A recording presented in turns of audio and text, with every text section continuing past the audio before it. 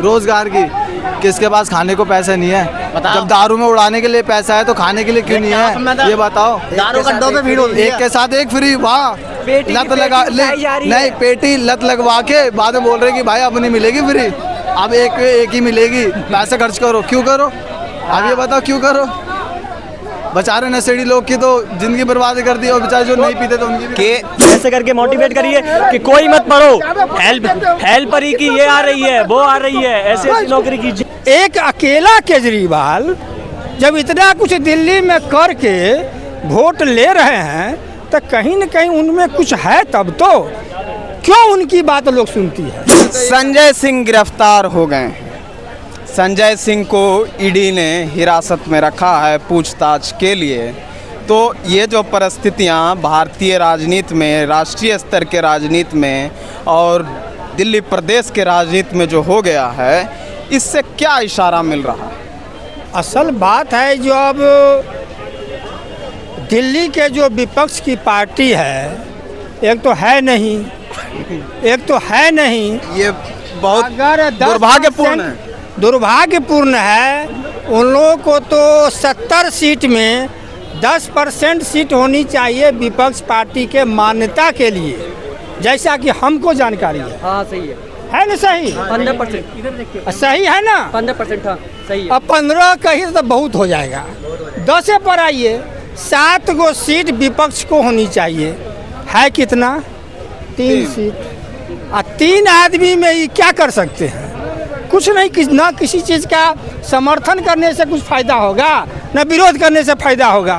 तो केजरीवाल पिछले बार भी इनको 7 गो सीट नहीं था, इस बार भी नहीं था। एक अकेला केजरीवाल जब इतना कुछ दिल्ली में करके वोट ले रहे हैं तो कहीं न कहीं उनमें कुछ है, तब तो क्यों उनकी बात लोग सुनती है? उनमें बहुत चीज़ है। 2014 में 2014-19 में केजरीवाल की बहुत लहर थी, यानी विश्व की नंबर 1 पार्टी 95% सीट लेकर, 70 में 67 सीट लेकर, 70 में 62 सीट लेकर, मतलब 90-95% सीट लेकर। लेकिन लोकसभा में वही जब आते हैं तो 0 सन्नाटा आ जाता है। लोकसभा में जब आते हैं तो 2014 में 0 सन्नाटा, दिल्ली में 2019 में भी 0 सन्नाटा। आजकल तोता क्या लगा रहे हैं कि चुनाव आ रहा है इसलिए हमारे विपक्ष को अंदर किया जा रहा है। अरे बाबा, जब तुम्हारी चरमो अवस्था थी तब तुम 0 सन्नाटा ला रहे हो। और सर, ये तो जो काम कर रही है ईडी सीबीआई, ये तो अपने कानूनी दायरे में कर रही है ना।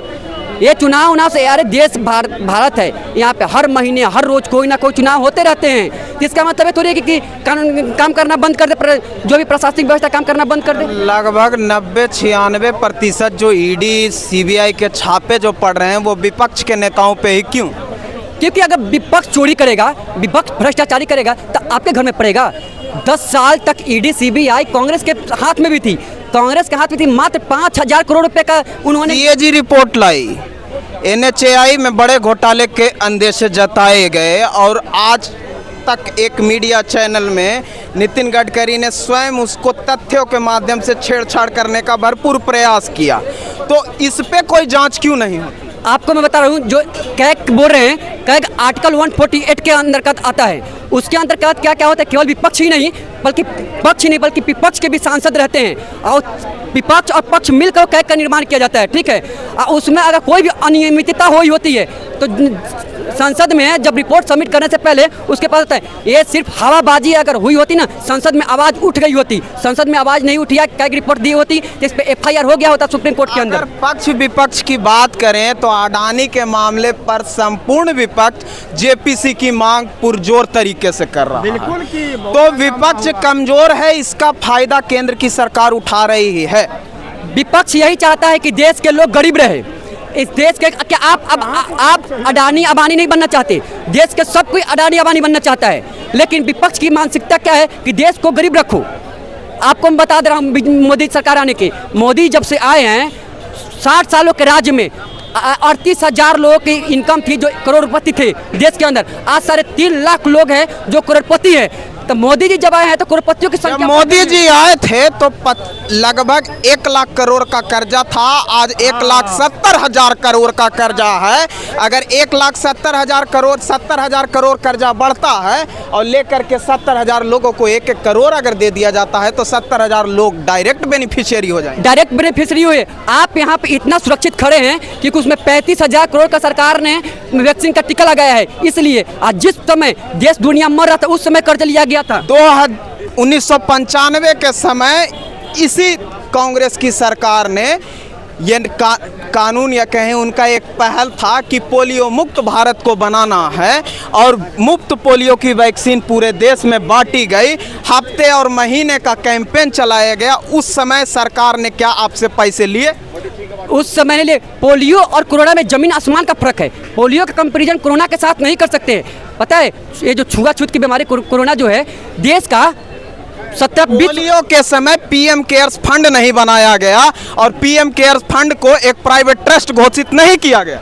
पीएम केयर फंड कोई क्या पीएम केयर फंड प्राइवेट घोषित? अभी भी तो प्राइवेट घोषित। आरटीआई के जरिए हमको सूचना दिला दीजिए किसने कितना दिया। नहीं तो आप आरटीआई डालिए और आरटीआई जाकर आप डालिए, मैं पैसे दूंगा, आप अपना नंबर दीजिए, 1 महीने बाद यहीं मिलेंगे। पीएम केयर फंड्स का पैसा जो ऑक्सीजन जब जा रहा था ना, ऑक्सीजन में पैसा यूज हुआ है और जो भी पैसा है यूज हुआ आपको भी नहीं मालूम है दोस्त, गलत बात मत बोलिए। आप भी गलत बात मत, आपको चाहिए आप आरटीआई डालो जाकर और आरटीआई से निकल। क्यों नहीं मिलेगा? नहीं मिलेगा। क्यों नहीं मिलेगा? आप जानकारी दुरुस्त करके आए। अरे भैया नहीं मिलता है तो ने बता रहे हैं आपको। अरे आपको इन्होंने आपसे सवाल किया नितिन गडकरी के बारे में। आप लोग विपक्ष गरीब बनाना चाहता है, देश को कमजोर करना चाहता है, इससे बोलने से क्या होगा? अरे आज सुनिए, आप एक सेकंड बोल लीजिए। आप हवाई में आप किसी के ऊपर लगा दे रहे हो। आप पढ़े लिखे होंगे तो आपको पता होना चाहिए आर्टिकल 148 के तहत कैग का निर्माण होता है। उस कैग में विपक्ष के भी नेता रहते हैं और जब कोई भी अनियमितता होती है, वित्तीय अनियमितता, तो कैग संसद में रिपोर्ट पेश करती है राष्ट्रपति के पास। तो अगर होती तो 2014 मोदी जी के सरकार से पहले इसी कैग ने 2G CAG घोटाले का पर्दाफाश किया और केंद्र के प्रधानमंत्री रहते हुए, भारत के प्रधानमंत्री रहते हुए मनमोहन सिंह ने FIR कराने का कार्य किया। सुभाष चंद्र के क्यों माफ कर दिए गए? मैं आपसे क्वेश्चन पूछना चाहता हूँ, मोदी जी इतने 5,000 करोड़ सुभाष चंद्र के क्यों माफ कर दिए गए? कोई माफ नहीं हुआ है। माफ नहीं हुआ? कोई माफ नहीं हुआ है। एक गलत कोई विपक्ष मुद्दा उठाए, 5,000 करोड़ अडानी का पोर्ट का कितना पैसा आया है? नीरव मोदी कर दिया, कितने मोदी ले लेके इधर देश से काला धन लाए। कितना कोई भी माफ किसी का नहीं हुआ है। सब NPA में है। जब भी होगा उनको वसूली किया जाएगा। जब भी होगा हो गया गिरफ्तार। दाऊद इब्राहिम को लेकर आएंगे। मोदी जी ने बोला 14 में इब्राहिम को लेकर आएंगे, काला धन लेके 3 महीने के अंदर में लेके आएंगे। आ गया, क्या हुआ उसका? सुभाष चंद्र के एक झटके में 5,000 करोड़ में माफ कर दिए। कोई माफी, ये व्हाट्सएप यूनिवर्सिटी का माफ हुआ कि नहीं चाचा? 2 लाख करोड़ रुपए। सब तो यही कहता है कि बड़े बड़े उद्योगपतियों का कर्जा माफ हो गया। आप अगर 50,000 का कर्जा लीजिएगा तो आपका घर बिक जाएगा। दूसरी बात, अगर 9 साल बेमिसाल का बोर्ड वहाँ लगा हुआ है मोदी जी का, अगर देश विकास करता, सब खुशहाल होता तो देश का कर्जा घटता कि बढ़ता, हम ये भी जानना चाहते हैं। बड़ा सवाल है, देश का कर्जा घटता कि बढ़ता? कर्जा हो गया देश पे, 1.5 लाख करोड़ देश पे कर्जा हो गया। 1,70,000 करोड़ पार कर चुका है। जानकारी दुरुस्त करें। मैं भी आपको एक जानकारी दुरुस्त कर देना चाहता हूं कि जो भी कर्जा हुआ है एक्सटर्नल हमारा नहीं है, इंटरनल 95% कर्जा इंटरनल है। और मैं बता रहा हूँ एक्सटर्नल इंटरनल से क्या तात्पर्य है? एक्सटर्नल इंटरनल से तात्पर्य है कि ये जो देश के अंदर है ये देश की जनता का कर्जा है। जनता का कर्जा अभी अगर हमारे पास जैसे जैसे स्थिति मजबूत हो गई, आर्थिक स्थिति, इनका धीरे धीरे चुकता कर दे। विदेशों से हम कर्ज लेकर नहीं आ रहे हैं कि हम अपना कर्जा चला रहे हैं। विदेश कर्जा ले सरकार और चुकाएगी जनता। कर्जा लेकर सरकार आपको जित है कैसा सरकार है? आप युवा है दोस्त, कर्जा लेकर खाएंगे आप। बात कोई गलत नहीं। आइए आप ले लिए ना, इनका जो वैक्सीन ले लिए ये कर्जा हो गया। 35,000 सोच लीजिए। 35,000 करोड़ 35,000 करोड़ उसमें लगा है वैक्सीन में। 35,000 करोड़ कहाँ से आया? 2.5 लाख करोड़। हम 35,000 करोड़ बजटीय आवंटन है मेरे दोस्त। बजटीय आवंटन है वैक्सीन के लिए, और 2.5 लाख करोड़ जब हम कोरोना था, जो लोग खाने के लिए नहीं था, तो सरकार उनको अन्न दी थी, 5 केजी चावल, 5 केजी आटा। 2.5 लाख करोड़ का बजट पेश किया गया था। तो गरीबी बढ़ी है घटी? गरीबी बढ़ी है घटी? भागो जो अनाज के बारे में कह रहे कोरोना में कितने आदमी को मिले थे, ये बताओ तो पहले। सबको मिले थे, जो भी आज जो बिल्कुल गलत बात है।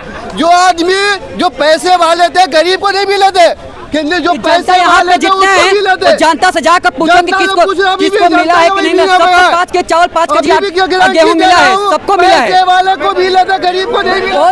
मुझे नहीं मिला। वो जबरदस्ती इनको नहीं मिला, उनको नहीं मिला, मिला किसको? अरे कोई विरोध 9 साल बेमिसाल कर्जा लेके एक मुद्दा भूल रहे हैं आप लोग। 20 लाख करोड़ का इकोनॉमिक पैकेज आया था कोरोना पे। 20 रुपए आए थे, लाख करोड़ कुछ नहीं आया, बस 20 रुपए का। हर महिला को जनधन योजना में आए थे, वो भी कैशबैक आया था। कैशबैक आया था? कहाँ से कैशबैक? गूगल पे से। गूगल पे से? हाँ। तो गूगल ने दिया या केंद्र की सरकार ने दिया? केंद्र की सरकार क्या दे रही है? आपको मिला कुछ? नहीं, सवाल तो मेरा कर रहे। तो वही मैं पूछ रहा हूँ, आपको मिला? अच्छा, सरकार चुनते समय हम लोग किस बात को ध्यान में रखते हैं? ये बड़ा सोचने वाली बात। उस समय हम लोग झांसे में आते हैं, कुछ नहीं देखते हैं। सरकार वादा करती है हम ये देंगे। सरकार ने वादा किया, मोदी जी प्रति वर्ष 2 करोड़ को रोजगार देंगे, महंगाई कम करेंगे। रोजगार तो दिए नहीं, ऊपर से महंगाई बढ़ा दिए। पूछा गया क्या, अरे भैया जो भी दे रहे हैं कर्जा लेके दे रहे हैं, अगर ज्यादा मांगोगे तो। सरकार का एक विज्ञापन था, हमारा नाम है खलिया, हम बेरोजगार हैं और केंद्र में सरकार आएगी भाजपा की तो हमको रोजगार मिलेगा।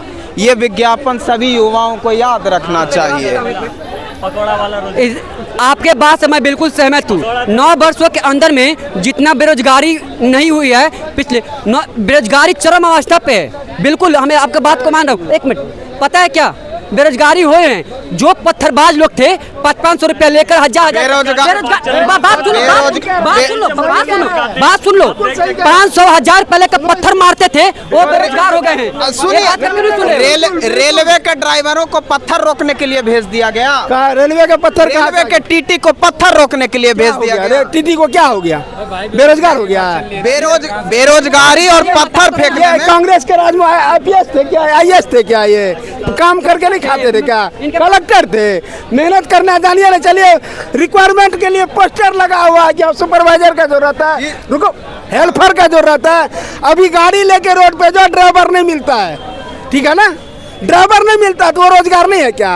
और सुनो, सही कहा, पत्थरबाज बेरोजगार हुआ है। और सुनो, देश में हर साल एक देश पैदा होता है। जो एक देश का जनसंख्या है ना, वो भारत में हर साल एक देश पैदा होता है। मोदी ठेका लिया है, इतना ठेका नहीं कि इतना। अगर प्रधानमंत्री ठेका नहीं लिया है तो इस देश का कोई ठेका नहीं। अरे हम तो हमारे गिन लो, हम तो हमारे गिन लो। मोदी उसको नौकरी देगा? नौकरी है, सुनो, नौकरी काम करने वालों के लिए है। अच्छा युवा साथी, अब ये बताओ कि जो ग्रुप बी और ग्रुप सी की नौकरियां हैं वो खाली हैं, इसका संबंध पत्थरबाजी से कहीं लगता? अरे कहीं नहीं लगता। जैसे ये बोल रहे हैं कि हेल्पर की जगह खाली है, ये की जगह खाली है। लोग अपने बच्चों को पढ़ाते हैं कि हेल्पर के लिए पढ़ाते हैं। अगर हेल्पर ही करानी होती तो 5वीं 6ठी करा के बोलते थे जाओ मजदूरी करो जाके, ये करो जाके। जैसे मोदी जी ने बता दिया पकौड़ा तलो, ये तलो, फलाना तलो, ढिकाना तलो, ये सब इसी के लिए पढ़ाते हैं। या तो सबके ऐसे करके मोटिवेट करिए कि कोई मत पढ़ो, हेल्पर ही की ये आ रही है, वो आ रही है, ऐसे नौकरी कीजिए। नौकरी है, एग्जाम निकालोगे, इनको रोजगार का मतलब होता है सरकारी नौकरी, और सरकारी नौकरी के एग्जाम निकालना पड़ता है। तो प्राइवेट सेक्टर में अपार संभावना। अरे नहीं, सरकारी नौकरी इसलिए करता है कि पढ़ाई लिखाई तो किया नहीं, माँ बाप तो स्कूल भेजा, पढ़ाई लिखाई किया नहीं, कनाट प्लेस में घूम रहा है, पढ़ाई लिखाई डिग्री खरीद लिया है, अब नौकरी। अरे जान एग्जाम दो ना। नौकरी मिलते समय सरकार पकौड़ा तलना भी रोजगार है, अपमान मत करो। जाओ, कैमरा इधर को तो दे दो पहले, उधर एक ही बंदे के आगे। इन भैया के पास नौकरी है? बिल्कुल है। एप्पल का फोन नहीं है हमारे पास, एप्पल का फोन है।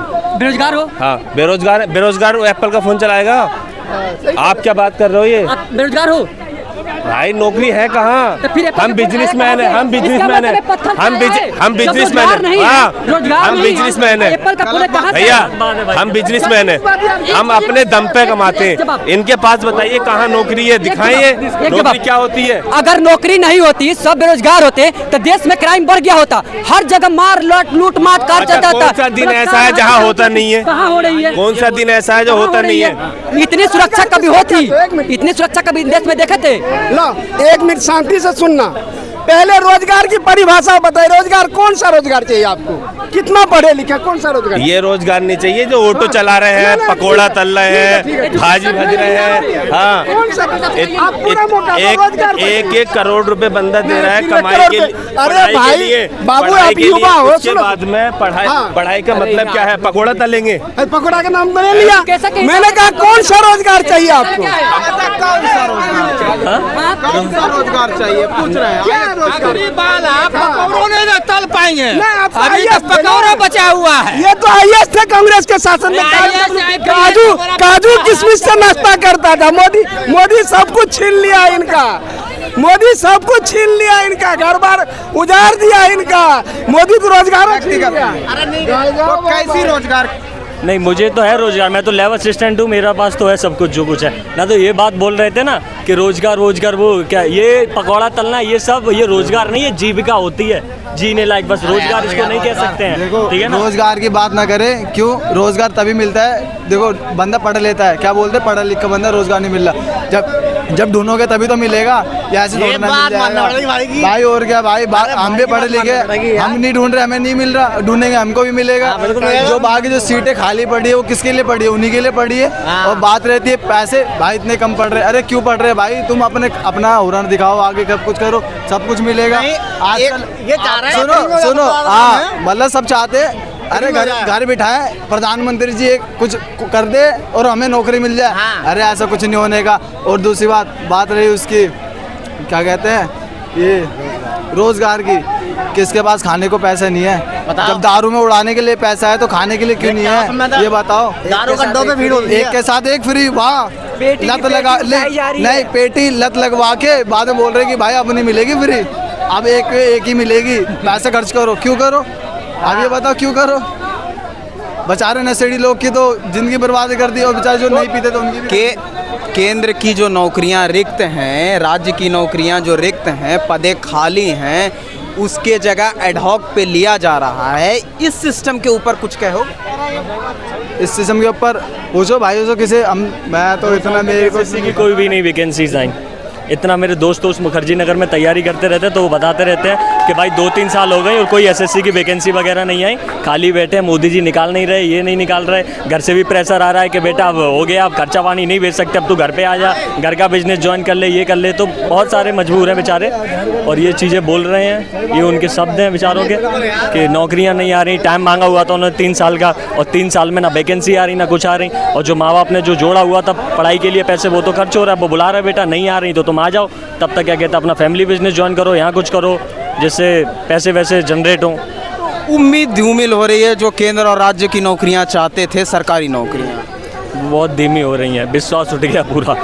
और जो जीडीपी के लिहाज से प्रोडक्शन क्षेत्र का जो हाल है, मैन्युफैक्चरिंग सेक्टर का जो हाल है, अगर इस पे भी अगर चिंता की जाए तो मैन्युफैक्चरिंग उद्योग और टेक्सटाइल उद्योग, जिसका भारत सबसे बड़ा अपने आप में, और ये दिल्ली और दिल्ली के आसपास के क्षेत्र जो कहते हैं कि टेक्सटाइल का बहुत ही बड़ा उद्योग यहाँ है, और टेक्सटाइल के जरिए दिल्ली की टैक्स की इकॉनमी है, इसको हम लोग बूस्ट अप दिया करते हैं। तो ये तकरीबन फेल होता हुआ नज़र आ रहा है, और बहुत सारे उद्योग धंधे यहाँ भी टेक्सटाइल के उठते हुए नज़र आ रहे हैं। शराब का चल रहा है, बस यही चलेगा। ऐसी अगर गवर्नमेंट चूज़ करोगे तो यही सब चलेगा। अच्छी गवर्नमेंट चूज़ करो, जब आए और 5 साल के लिए, तब तुम उससे पूछो कि भाई क्या क्या होगा क्या क्या नहीं होगा। उनका क्या कहते हैं चुनाव वाला वो चीज़ देखो, उनसे पूछो, सवाल करो कि आप ये करोगे कि नहीं करोगे। गवर्नमेंट चुनते समय हम लोगों को मैनिफेस्टो को ध्यान में रखना चाहिए। बिल्कुल वही देखना चाहिए और ध्यान रखना चाहिए, बिल्कुल ही ध्यान रखना चाहिए। क्या उनकी नीतियाँ हैं, इस बात को नीतियाँ क्या कर सकते हैं वो। 2024 का चुनाव आने वाला है, तो इस चुनाव में क्या सोचकर वोट डालने जाएंगे? निकलेंगे तो क्या मन में रहता है कि वोट किसको दें और क्या सोच कर दें? देश के लिए सोच के दें कि भाई हमारे लिए अच्छा करके, जो आदमी अच्छा करेगा हमारे लिए, हम उसको वोट दें। तो फिर मोदी जी नहीं। एक युवा क्या सोचता है कि वोट देने से पहले? वोट देने से पहले युवा सोचता है रोजगार, सबसे पहले इम्पोर्टेंट ये चीज़ होती है। फिर सुरक्षा, ये भी एक इम्पॉर्टेंट चीज़ होती है। रोजगार, सुरक्षा और डेवलपमेंट, वो ये इन चीज़ों पे ज़्यादा युवा ध्यान देता है। G20 वो कुछ नहीं है, कुछ नहीं, वो तो एक सी है। G20 एक देशों का समूह है जो क्या कहते हैं इकोनॉमी पे उस पर बात करते हैं, तो वो तो आती रहती है, वो अध्यक्षता आती रहती है, होती रहती है, वो इतनी कोई बड़ी बात नहीं है। वो इनसे आइए फिर इनसे आएगी फिर नंबर आता रहेगी। क्या बेकार तो मैंने नहीं कहा, वो तुम ही बोल रहे हो तो तुम्हें लग रहा है, तो फिर बेकार होगी। तुमने बोला सरकार बेकार है क्या, तो तुम बोल रहे हो तो फिर होगी सच में। आप बोल रहे हो? नहीं, मैंने नहीं बोला बेकार है, मैंने तो कुछ नहीं बोला, मैंने तो बस ये गिना। रोजगार नहीं मिल रहा, तो मैंने रोजगार का भी नहीं बोला। अब देखो है आगे के नहीं सामने, रोजगार भी नहीं है भाई। कोई भी हो, कितना भी हो, मुंह से सच उगल ही देगा। कितना भी उससे क्या कहते हैं, कितना बीजेपी सपोर्टर हो या कोई भी अंधभक्त हो, मुंह से सच्चाई उगल ही देगा। तो यही सीधा है मेरा जो कुछ है। युवाओं के लिए रोजगार की स्थिति देनी है बिल्कुल। पता है एक चीज़ क्या है, मोदी जी में पता क्या है, मोदी जी गुजरात से आए हुए हैं, तो उन्हें एक चीज़ है, क्या बोलते हैं, बिजनेस माइंड है उनको। लोगों को कंट्रोल करने में आता है, उन्हें समझ में आता है कि लोगों को हम अपने बातों के जाल में कैसे बस में कर सकते हैं। लोगों की कोई गलती नहीं है, क्योंकि लोग यहाँ सब ब्रेन वॉश्ड हैं, क्योंकि ये 24 घंटा हर किसी न्यूज़ चैनल पे मोदी मोदी चलेगा। अरे मोदी जी से हाथ मिलाने के लिए बेता हुए बाइडेन जी, अरे मोदी जी से ऑटोग्राफ लेने के लिए क्या कहते हैं ऑस्ट्रेलिया में लोग बेता हुए। अरे वो स्पीच का भाई था, वो समझने के हर कोई भी आता है स्पीच देता है तो उसके साइन वाइन वगैरह होते हैं। लेकिन हमारी मीडिया बस यही चलाती है 24 घंटे, और किसी का कुछ चलाएगी नहीं कि भाई ये उधर जा रहे हैं, ये क्या कर रहे हैं, वो कर रहे हैं, उनकी नीति क्या है, ये क्या है। अब जो चीज़ इंसान को दिखाई जाएगी, जो न्यूज़पेपर में आएगी, इंसान वही बोलेगा। तो यही सीधा चीज़ है मेरी कि मीडिया का भी इसमें रोल है और न्यूज़पेपर्स का भी रोल है, क्योंकि बड़ा चढ़ा के लोग चीज़ों को बताते हैं।